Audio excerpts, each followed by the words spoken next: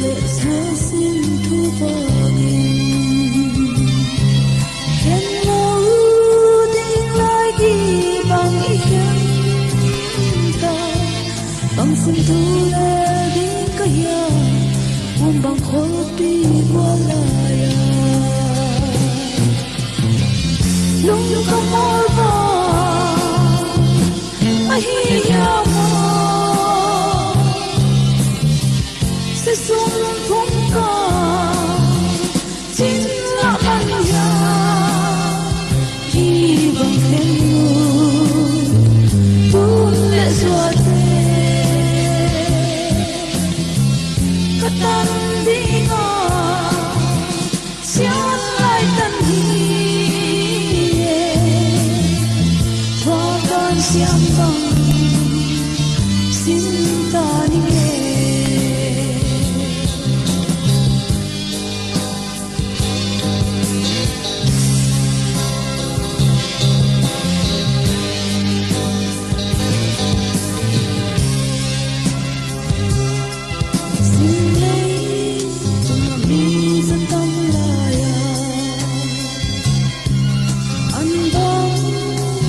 ý xem chiều vào ngày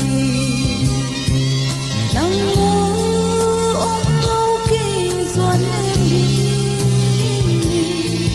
xin lấy bao lâu rất tóc về khi mình quên hết rồi lúc không mỏi vàng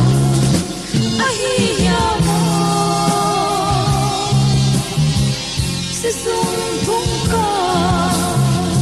chính là anh ya hy vọng thêm người tu lệ xóa tê cất tan đi ngờ xóa lại tân hi hoa tan xiêm bằng xin ta nghe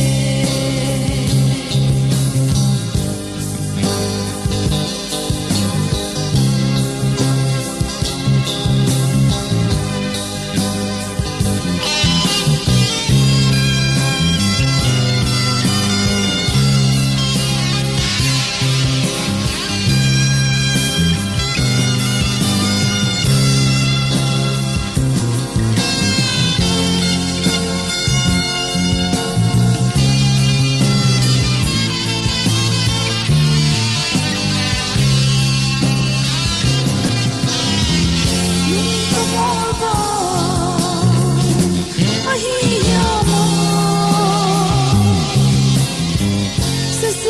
cho kênh Ghiền Mì Gõ để không bỏ lỡ những video hấp dẫn.